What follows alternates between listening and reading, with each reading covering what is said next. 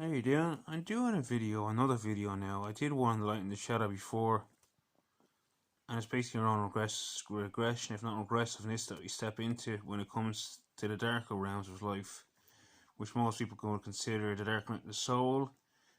Darth Vader as an apocalyptic, if you understand that word on your new components. It represents alienation from oneself and what is real, as opposed to what could be considered false or unreal, but it's more stepping into the boundary of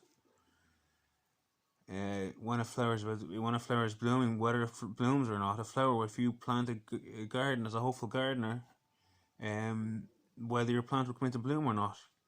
And obviously there is a hopeful gardener out there.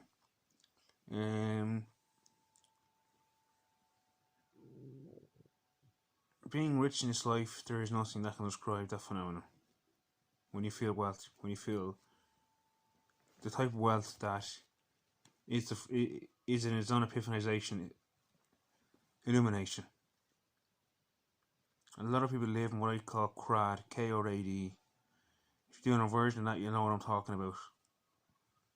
They don't choose to, they don't mean to, they don't know any better than the fact that they might live subtle homotheticals lives that are evasive towards most, but that very thing that catches our sensation can bring us to amazing scales up like you wouldn't believe, in terms of how heavenly this life is and how deeply transcendent it can become.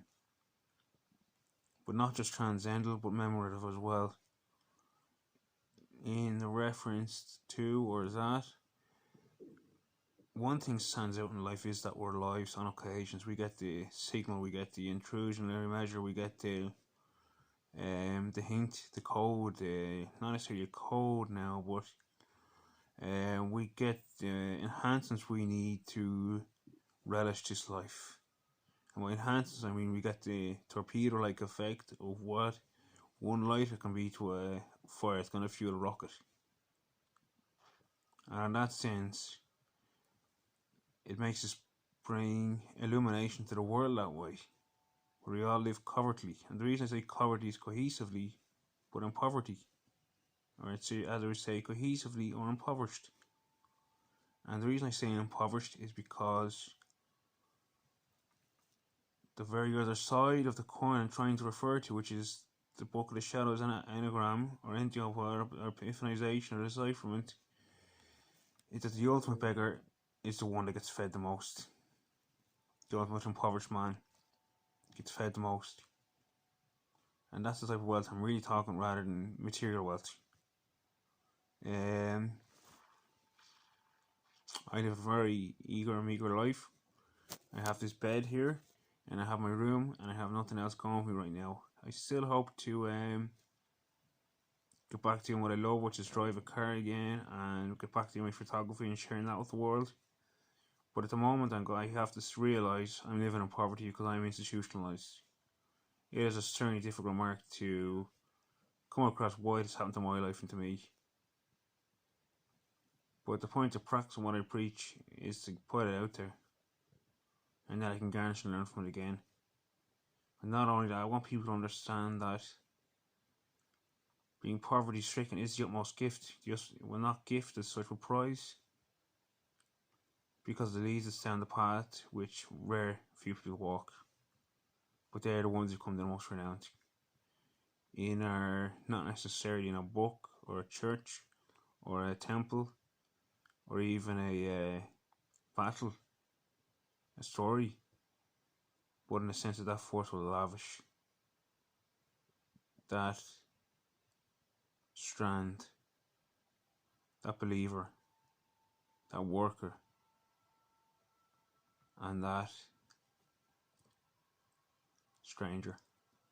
Each stranger, I should say. And the reason I say strange should be obvious from what I'm already reciprocating and receiving, what we're returning, is that you get the ultimate connection. When one devotes their life towards what is the least habited space, but where the most meager of men live. reason I say meagar is because that's the way God is for me. That's what God represents for me if he was a man, as he was 2,000 years ago, as Christ. It's a point of divination, a point of revelation where I say, and Kobe must have thought, I am the inner instinct, I am the animal. And in that sense, there's a cushion in that, a pillow that can relax us every night when we have the light of freedom, freedom of expression, liberty, love, light, no hate. We have the capacity to forgive.